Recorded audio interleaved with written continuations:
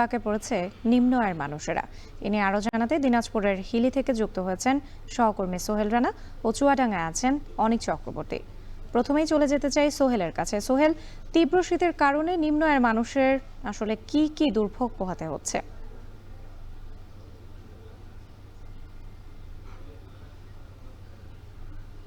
রাত্রি কয়েকদিন ধরে কিন্তু উত্তরের অঞ্চল দিনাজপুরে কিন্তু যে শীতের তীব্রতা সেটি কিন্তু বেড়েছে এবং সেই সাথে যে তাপমাত্রা সেটিও কিন্তু অনেকটাই কমেছে। আমরা দেখেছি যে গতকাল এই অঞ্চলে 10.1 ডিগ্রি সেলসিয়াস তাপমাত্রা রেকর্ড করা হয়েছিল, যেটি সারা দেশের সর্বনিম্ন তাপমাত্রা। এবং সেই সাথে কিন্তু আমি আপনাকে একটু জিনিস জানিয়ে রাখি যে এখনো আমি দাঁড়িয়ে রয়েছি, ঘন কুয়াশার চাদরে কিন্তু চারিপাশ ঢাকা রয়েছে এবং লোকজনের যে চলাচল সেটিও কিন্তু অনেকটাই কম এবং নিজের প্রয়োজন ছাড়া মানুষ কিন্তু ঘরের বাইরে বের হচ্ছে না, কারণ শীতের তীব্রতা এবং ঘন কুয়াশার যেই আচ্ছন্ন এখনো কিন্তু চারিপাশে রয়েছে। যেটি বিপাকে পড়েছে নিম্নের মানুষ সেটি হচ্ছে যে বিশেষ করে আমরা দেখেছি অটো চালক এবং ভ্যান চালক যারা রয়েছে তারা যেটি বলছেন যে বিশেষ করে সকাল থেকে 10টা 11টা পর্যন্ত তারা যাত্রী পাচ্ছে না, ফলে কিন্তু তাদের যে শ্রমিক তাদের যে আয়ে একটা ভাটা পড়েছে। এছাড়া যারা দিনমজুর রয়েছেন তারাও কিন্তু বিপাকে পড়েছেন, কারণ এই শীতের কারণে তারা কাজ করতে পারছেন না।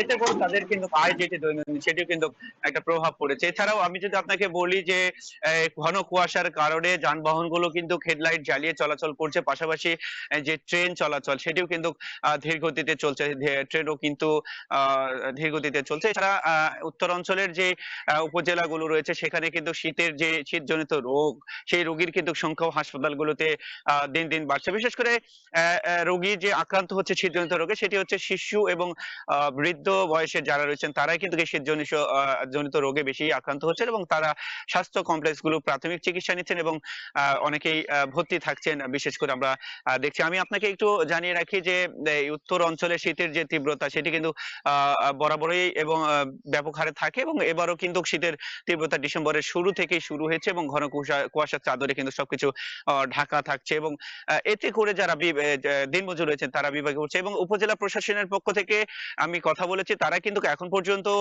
উপজেলার যারা ছিন্নমূলের মানুষ রয়েছেন এবং গরিব মানুষ রয়েছেন তাদের মাঝে শীত বস্ত্র বিতরণ করেনি এবং তাদেরকে কোনো ধরনের শীত বস্ত্র দেওয়া হয়নি, হয়তো আরো সময় লাগবে এই শীত বস্ত্র বিতরণ করতে, এমনটাই কিন্তু বলছেন প্রশাসনের পক্ষ থেকে। তো এই ছিল আমার কাছে দিনাজপুর থেকে শীতের খবরাখবর। এবার আমরা যাব চুয়াডাঙ্গাতে, সেখানে রয়েছেন আমাদের সহকর্মী অনিক চক্রবর্তী, তিনি জানাবেন সেখানকার শীতের খবর। ধন্যবাদ সোহেল। আসলে চুয়াডাঙ্গার শীত পরিস্থিতি যদি আমি একটু জানিয়ে থাকি, আজ সকাল 6টায় চুয়াডাঙ্গায় তাপমাত্রা রেকর্ড করা হয়েছে 11.4 ডিগ্রি সেলসিয়াস। অর্থাৎ গত কয়েকদিনের যে তাপমাত্রার রেকর্ড সেটি কিন্তু ক্রমশই আসলে কমতে থাকছে। আমার সাথে কিছুক্ষণ আগে আবহাওয়া কর্মকর্তার কথা হয়েছিল। আবহাওয়া কর্মকর্তা যেমনটি বলেছেন আমাকে, যে সামনে যে দিনগুলো আসছে অর্থাৎ ডিসেম্বরের 15 তারিখের পরে কিন্তু আসলে তাপমাত্রা আরও নামতে থাকবে। অর্থাৎ সে সময় কিন্তু 8 ডিগ্রি এবং 60 ডিগ্রি ঘরেও চলে আসতে পারে তাপমাত্রা। এই তাপমাত্রা কমার সাথে সাথে কিন্তু আসলে ঘন কুয়াশার সাথে সাথে শীতের প্রকোপ বাড়ছে। ভোর থেকেই আসলে ঘন কুয়াশার চাদরে ঢাকা পড়ছে চারিপাশ।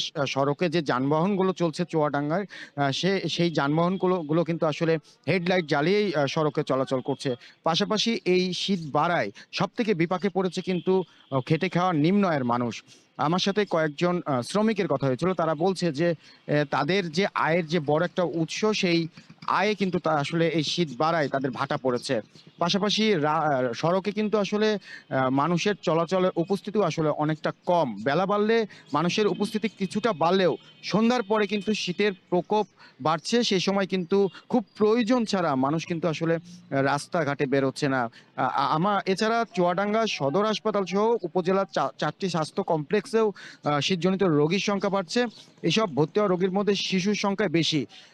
এর পাশাপাশি এই শীত যে বাড়ছে, এখন পর্যন্ত জেলা প্রশাসনের পক্ষ থেকে আমাদেরকে জানানো হয়নি যে কি পরিমাণ আসলে শীতজনিত কম্বল বিতরণ করা হবে শীতার্তদের মাঝে। পাশাপাশি গত বছর একটা তথ্য জানিয়ে রাখি, গত বছর শীত বাড়ার সাথে সাথে সরকারি কম্বলের বিতরণে কিন্তু ব্যাপক আকার একটা অনিয়ম হয়, যার কারণে সে সময় যারা কম্বল পাওয়ার কথা ছিল এই শীত বাড়ার সাথে সাথে, সেই কম্বল কিন্তু সুষ্ঠুভাবে গতবার বিতরণ হয়নি।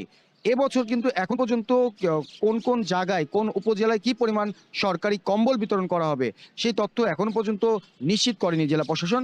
তবে জেলা প্রশাসকের দাবি যে সামনে আসলে সরকারি কম্বল সুষ্ঠুভাবে বিতরণ করার জন্য নানাভাবে পরিকল্পনা গ্রহণ করা হয়েছে। সে সময় আসলে এই কম্বলগুলো বিতরণ করা হবে। তো সামনের যে দিনগুলো আসে সেই দিনগুলো কিন্তু আরো ভয়াবহ, অর্থাৎ শীত আরো বাড়বে বলে বলছে আবহাওয়া অফিস। তো শীত পরিস্থিতি নিয়ে চুয়াডাঙ্গা থেকে আমার কাছে এই ছিল। ফিরে যাচ্ছি স্টুডিওতে। রাত্রি।